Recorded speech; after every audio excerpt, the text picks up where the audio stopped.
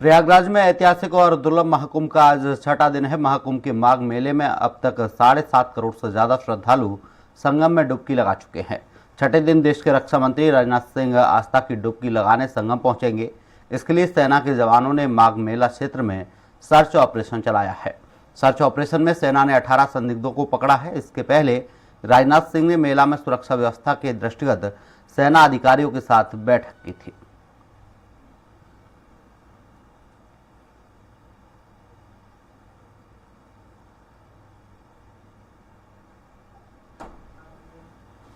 इस खबर पर ज्यादा जानकारी के लिए सहयोगी संवाददाता घनश्याम निशान चौरसिया हमारे साथ लाइव जुड़ गए। घनश्याम, देखा जाए सुरक्षा की दृष्टि से सेना को लगाया गया है, सेना सुरक्षा अभियान चला रही है, कई संदिग्धों को सेना के जवानों ने पकड़ा है, क्या कुछ जानकारी है?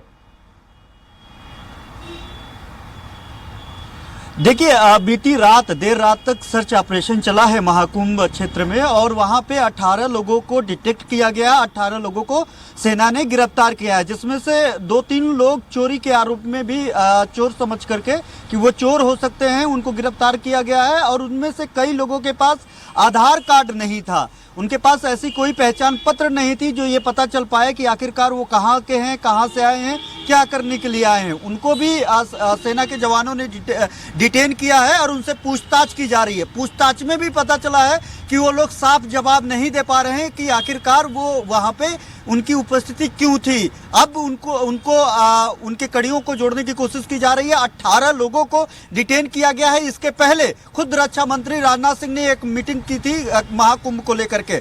आज भी एक बड़ी महाकुंभ में मीटिंग होनी है रक्षा मंत्री राजनाथ सिंह का, वो जाएंगे और आज प्रयागराज वो पहुंच रहे हैं। प्रयागराज पहुंच करके संगम क्षेत्र जाएंगे। संगम क्षेत्र में उनका स्नान ध्यान है। स्नान ध्यान के बाद वो अखाड़ों में जाएंगे। अखाड़ों में साधु संतों से मुलाकात करेंगे, उनसे मुखातिब होंगे और उसके बाद अक्षय वट जाएंगे। अक्षय वट पे पूजा अर्चना करेंगे और तमाम मंदिरों का वो दर्शन पूजन करेंगे। दर्शन पूजन करने के बाद एक पारिवारिक वैवाहिक कार्यक्रम है, वैवाहिक कार्यक्रम में वो शिरकत करेंगे।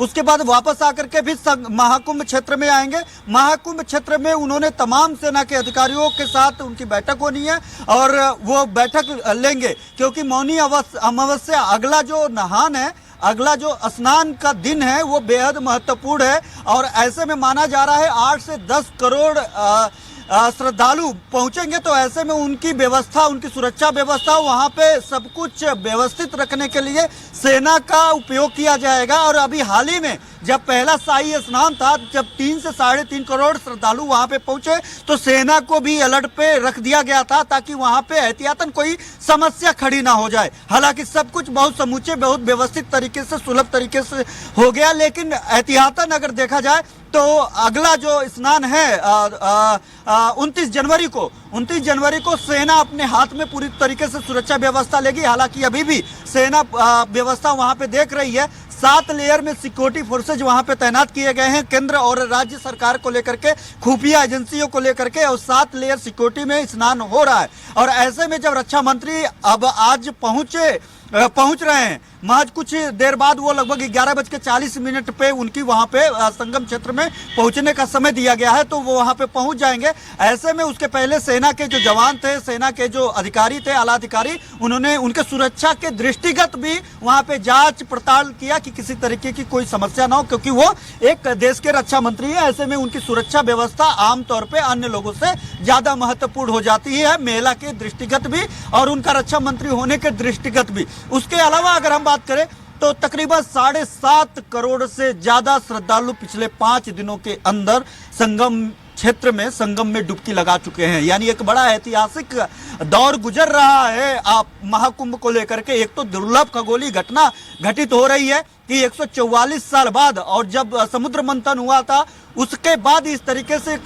खगोलीय संयोग बना हुआ है। और ऐसे में जो आम जनता है, जो श्रद्धालु हैं, वो लगातार महाकुंभ की तरफ रुख कर रहे हैं। 7.5 करोड़ एक ह्यूज अमाउंट होता है, एक बड़ी संख्या होती है। जो स्नान अभी तक श्रद्धालु कर चुके हैं उनकी संख्या है और अभी लगातार जारी भी है।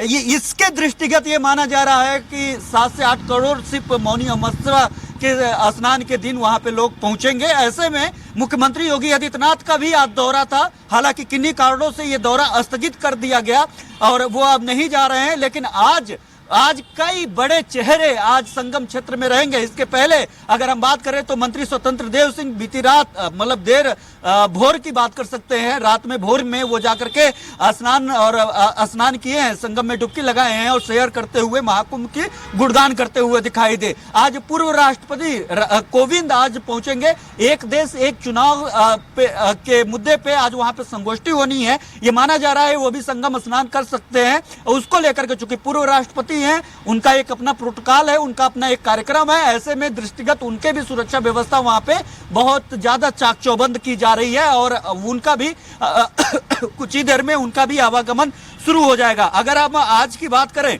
तो आज बेहद महत्वपूर्ण दिन है। आज पूरे दिन अगर हम बात करें तो सुबह 9 बजे संगम क्षेत्र में पहुंचे हैं सिक्किम के राज्यपाल लक्ष्मण आचार्य, जो संगम में स्नान किए हैं। सुबह 9 बजे ही इनका वक्त था। 12:35 पे 11:40 पर पहुंचेंगे।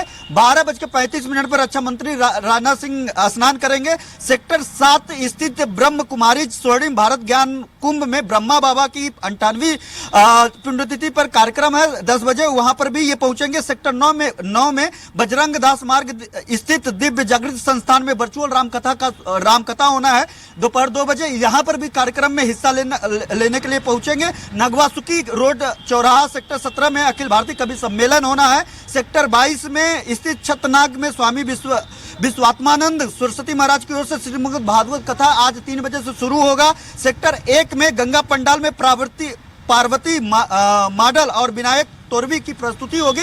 ये प्रस्तुति लगातार चल रही है, जब से महाकुंभ शुरू हुआ है उसके एक हफ्ते पहले से शुरू हुआ है और ये 45 दिनों अगले 45 दिनों तक चलेगा, यानी महाकुंभ के समाप्ति तक चलेगा। ये एक बेहद महत्वपूर्ण कार्यक्रम है जहां पर देश और दुनिया के तमाम कलाकार, तमाम सांस्कृतिक कार्यक्रम वहां पे आयोजित किए जा रहे हैं। सेक्टर 9 में गंगा समग्र शिविर में भजन होना है शाम 4 बजे। तो ये आज के मुख्य कार्यक्रम हैं आज महाकुंभ को लेकर के, जिसमें आज पूरी तरीके से महाकुंभ क्षेत्र में महाकुंभ नगर जो जनपद अस्थायी जनपद बनाया गया है वहां पे आज की सरगर्मियां बेहद बड़ी हुई है और इसको देखते हुए इसके दृष्टिगत सेना ने भी अपनी सुरक्षा व्यवस्था कमान अपने हाथ में ले ली है। बाकी खुफिया एजेंसियां और सारी एजेंसियां वहां पे तैनात पहले से हैं, जो वहां पे सारी व्यवस्थाएं देख रही हैं। जी अरुण। जी घनश्याम, तमाम जानकारी के लिए आपका बहुत बहुत शुक्रिया।